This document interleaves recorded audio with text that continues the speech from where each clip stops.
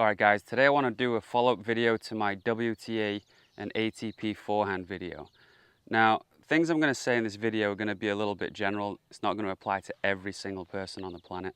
But I just want to talk about why women gravitate to a certain style of forehand and why guys gravitate to a certain style of forehand.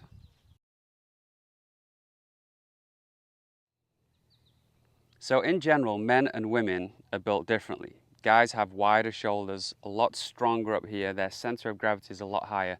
Women have wide hips. So women are more down here and guys are up here, right? And that's going to change the way that you are going to generate power when you're hitting a forehand.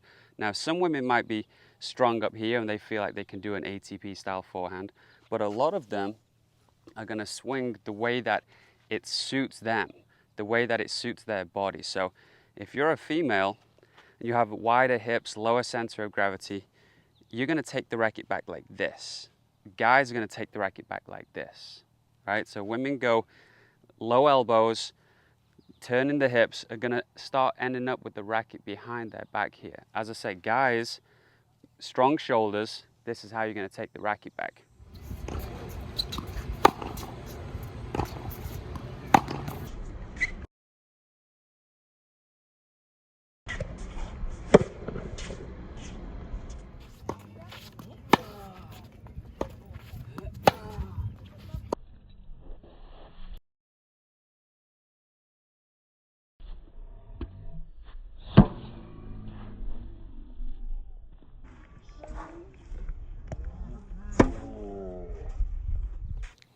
Now, there's a lot of coaches that talk about breaking the plane, which means you guys could see my racket this side of my back. Now, there's been a couple of guys that do that. Gonzalez, one of my favorite forehands, one of my favorite players, he definitely broke the plane, but he did it using, just by doing a big swing. It wouldn't necessarily put it in the WTA category. It's definitely not performed like some of the females do.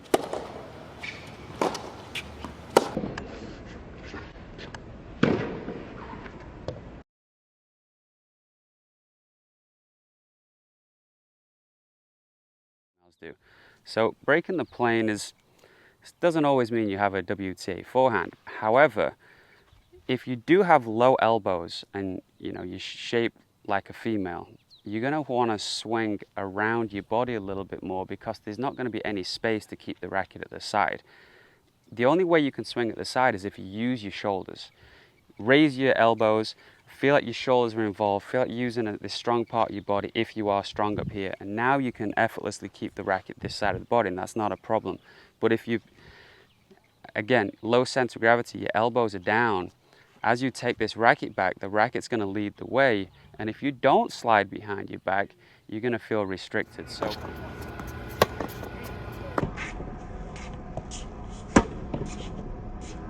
So I encourage people to actually slide behind the back and just copy someone like Osaka. Osaka's got a perfect forehand for her body type. If she did an ATP forehand, it wouldn't necessarily be better for her, right? So choose a forehand that suits you, that you feel comfortable doing, that allows you to feel like you have some strength. So if you're strong in the top half of your body here, in the shoulders, you can feel like you keep the racket at the side and you raise that elbow and you involve them. If you feel stronger down low and this is your natural position, swing around your body, get that nice smooth swing and just own it. Now, another thing to understand is that if you're working with a young kid, like we see Dominic Thiem in this video, he's not fully developed and he's lacking the shoulder strength. So it's better for him to swing around his body a little bit because that's the most efficient way for him to swing with his body type. And it's not a problem, it's great technique. And as he gets a little bit stronger, as his shoulders develop, he can start to just evolve that swing a little bit and to involve his shoulders. But there's nothing wrong with this technique. Now, there's another player I've been working with for quite a while, actually just through video analysis. And his forehand over time has evolved to this more WTA style forehand way, swinging around his body. And he's done that because there's a few less moving parts. And this forehand now is a lot cleaner than it was when he was trying to do the ATP forehand. and it's just a lot more stable. So if it works for you, it doesn't matter if it's WTA or ATP. As I said before, just own it. So one last thing, I've been conducting a bit of an experiment, and I want you to see if you can put your arms straight out in front of you, touch your hands together, and see if you can get your elbows to touch. Now, in my experience, it's a lot easier for females to do this. I can't get anywhere close. And if this is the case, I think that explains a lot as to why women hit forehands differently to guys. Straight arms.